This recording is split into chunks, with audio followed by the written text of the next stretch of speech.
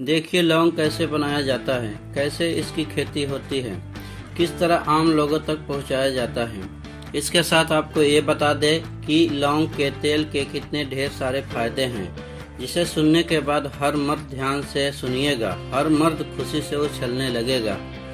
भारत के कई इलाकों में आज की तारीख में बड़े स्तर पर लौंग की खेती की जाती है। लौंग की खेती उसी जगह पर की जाती है जहां पर तापमान 10 डिग्री सेल्सियस या उससे कम होती है।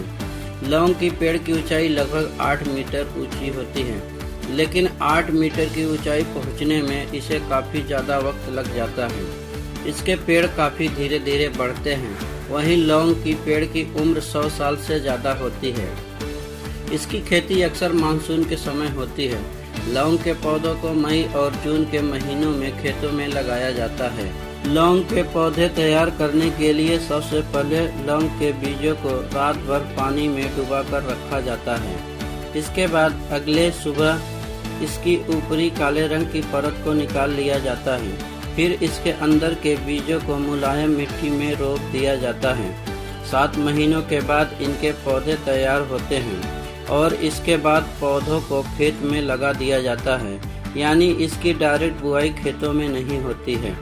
जैसे हमने आपको पहले बताया कि इसके पेड़ का धीरे धीरे ग्रो करते हैं, इसलिए पेड़ों को 8 मीटर की ऊंचाई हासिल करने के लिए 7 से 8 साल का वक्त लग जाता है। बड़े होने के बाद इनमें पहली बार फूल लगती है। इन फूल की सुगंध बहुत तेज होती है। दूर से आपको पता चल जाएगा कि आसपास लौंग की खेती की गई है। इसके फूल जब पूरी तरह लाल हो जाती है, कुछ दिनों में इनमें फूल उगने लगते हैं। इस वक्त लौंग हरे रंग के होते हैं और इसी वक्त इन्हें तोड़ लिया जाता है। लौंग के पेड़ के ये फल गुच्छों में होते हैं। किसान गुच्छे सहित इन्हें तोड़ लेते हैं। उसके बाद हाथों से इनके फूलों को गुच्छों से अलग किया जाता है। कोई मशीन नहीं, सीधे हाथ से। ये काफ़ी मेहनत भरा काम होता है। इसमें कई घंटे लग जाते हैं। एक बार लौंग के सारे फल इकट्ठा हो जाते हैं, तब इन्हें धूप में अच्छी तरह से सुखा लिया जाता है। करीब 10-15 दिनों तक धूप में अच्छी तरीके से सुखाया जाता है। अगर गलती से बारिश हो गई, ये लौंग की खेती जो होती है 10 डिग्री सेल्सियस वाले इलाके में होती है। ऐसे इलाके जहाँ पर होगी दोस्तों, वहाँ पर बारिश कभी भी गिर सकती है। और बारिश अगर हो गई तो आपने इसको धूप दिखाने के लिए 10 से 15 दिनों तक निकाल कर रखा है, तो समझ लीजिए आपकी फसल हो गई खराब। तो इसीलिए लौंग काफ़ी महंगा होता है। लौंग हर दिन धूप में सूखने की वजह से काला होता है। 10 से 15 दिनों के बाद पूरी तरह से बाजार में बिकने वाले लौंग बन जाते हैं। इसके बाद इसकी छटाई होती है। कुछ लौंग हरे के हरे रह जाते हैं, उन्हें अलग कर लिया जाता है। लौंग की छटाई करने के बाद वजन के हिसाब से इनकी पैकिंग की जाती है और मार्केट में सप्लाई कर दी जाती है। कुछ इस तरह लौंग आप तक पहुंचता है दोस्तों। लेकिन क्या आप जानते हैं कि लौंग के ढेर सारे फायदे होते हैं। इसमें एंटीऑक्सीडेंट गुण पाई जाती है, जिसे सुनने के बाद मर्द तो खुशी से उछलने लगेंगे। एक लौंग में कई तरह के विटामिन, फ्लोनोइड्स, अल्कोलाइड्स, कार्बोहाइड्रेट व प्रोटीन पाए जाते हैं, जो स्पर्म काउंट को तेजी से बढ़ाते हैं। इसके अलावा ये आपके टेस्टोस्टेरोन लेवल को बढ़ाने का काम करते हैं, जिससे लंबे समय तक यौन समस्या पूरी तरह से समाप्त हो जाती है। अगर आप रात को सोने से पहले 2 लौंग खाकर सो जाओ तो इससे आपके उत्तेजना शक्ति कुछ ही दिन में काफ़ी ज़्यादा बढ़ जाएगा। लेकिन आप लौंग नहीं खाना चाहते हैं तो लौंग के तेल का इस्तेमाल अपनी उत्तेजना शक्ति को बढ़ाने के लिए कर सकते हैं। आप किसी एसेंशियल ऑयल में लौंग का तेल मिला लीजिए और इसे अपने कमरे में अच्छी तरह से छिड़क लीजिए। ये आपके ब्लड फ्लो को बहुत तेज़ी से बढ़ाएगा और साथ में इसमें मौजूद सारे के सारे गुण आपके नाक के द्वारा आपके शरीर में पहुंचेगा, तो इससे टेस्टोस्टेरोन लेवल भी बढ़ सकता है। लेकिन आपको बता दें कि इसके इतने ही फायदे नहीं हैं। अगर आप रोज लौंग का सेवन करते हैं तो आपके स्मोकिंग की आदत को छुड़ाने में भी मदद कर सकता है। और जैसे आपको पहले ही बताया गया है कि इसमें एंटीबायोटिक गुण पाए जाते हैं, जिसके कारण आपके शरीर के हार्मफुल बैक्टीरिया को खत्म करने का काम करता है। यदि आपके शरीर में कहीं पर इन्फेक्शन है तो लौंग को रोजाना सेवन करने से इन्फेक्शन जल्दी समाप्त हो जाता है दोस्तों। लेकिन इस बात का ध्यान रखिएगा कि लौंग की तासीर बहुत गर्म होती है। ज़रूरत से ज़्यादा इसका सेवन कभी न करें। देखिए, लौंग जो है हम रेगुलरली अपने खानों में यूज करते हैं। हमारे कई सारे ग्रेवी वाले आइटम घरों में जो खाते हैं या बनते हैं या होटल में हम जाते हैं, वहाँ लौंग का ज़्यादा मात्रा में इस्तेमाल किया जाता है।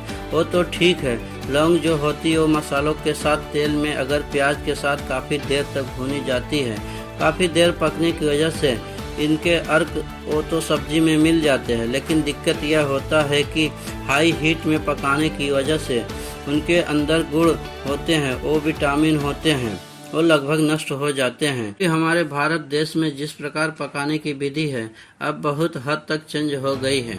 चीज़ वही है, सब्जी बनाने का तरीका, लेकिन जिस तरीके से हम खाना बनाते हैं वह एकदम बदल चुका है।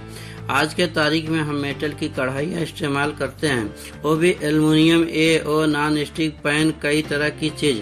पुराने ज़माने में मिट्टी के बर्तन में खाना बना करता था, वो भी धीमी आंच में। नतीजा यह होता था कि मिट्टी के गुण तो आप ये जानते हैं कि इंसान मिट्टी से बने हैं, ये हर धर्म में लिखा है।